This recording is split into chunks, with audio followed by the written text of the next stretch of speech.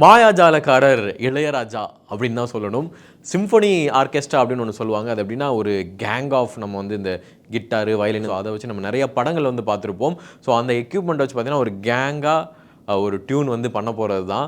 அது வந்து பார்த்திங்கன்னா நம்ம இளையராஜா சாருடைய முதல் சிம்ஃபனி ஆர்கெஸ்ட்ரா எங்கே நடக்க போகுது அப்படின்னா லண்டனில் மார்ச் 8ஆம் தேதி நடக்க போகுது. ஆக்சுவலாக அவருடைய கான்சர்ட்ஸு அங்கங்கே நம்ம அவர் வந்து லைவாக வந்து பாடுறது இது எல்லாமே நம்ம வந்து பார்த்துருப்போம்.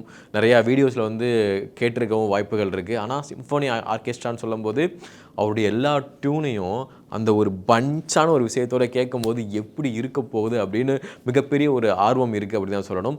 உதாரணத்துக்கு வந்து பார்த்திங்கன்னா நம்ம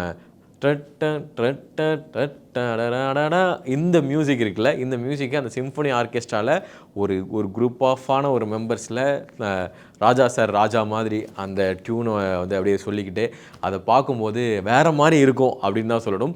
முக்கியமாக இது எல்லாருக்குமே வந்து பார்த்திங்கன்னா ரொம்ப பிடிச்ச ஒரு விஷயம் தான். ஏன்னா இளையராஜா சாருடைய பாடல் நம்ம எல்லாருக்குமே ஏதோ ஒரு இடத்துல எனக்கெலாம் வந்து என்னுடைய சின்ன வயசில் நான் குழந்தையாக இருக்கும்போது கூட கேட்டிருப்பேன்னு நினைக்கிறேன். இளையராஜா சாருடைய பாடல் வந்து ஏதோ ஒரு இடத்துல நம்ம வந்து புதுசாக கேட்டாலும் அதை எங்கேயோ கேட்ட மாதிரி இருக்கும். ஏன்னா அவர் வந்து இயற்கையோடு ஒன்றிணைந்த ஒரு மேஸ்ட்ரோ அப்படின்னு தான் சொல்லணும்.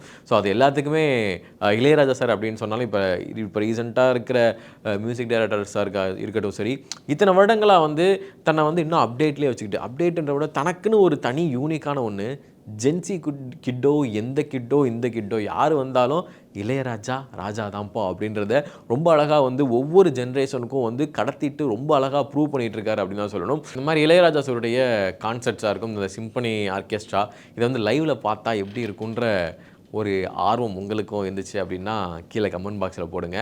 எவ்வளோ பேர் வந்து இன்னும் நைட்டு தூங்கும்போது சரி, ரொம்ப ஃபீலிங்காக இருந்தாலும் சரி, ரொம்ப சந்தோஷமாக இருந்தாலும் சரி, அவருடைய பாட்டை கேட்டு இப்போ பைக் ஓட்டும்போது, கார் ஓட்டும்போது, ஏன் நீங்கள் ஒருவேளை வீட்டில் செப்பரேட்டான ஒரு ஃப்ளைட்டை வச்சுருந்தாலும் ஸோ அதில் கூட நீங்கள் வந்து இளையராஜா சாருடைய பாடல் கேட்டீங்க அப்படின்னா உங்களுக்கு எந்த அளவுக்கு ஸ்பெஷல் அப்படின்றத கீழே கமெண்ட் பாக்ஸை போட்டுருங்க.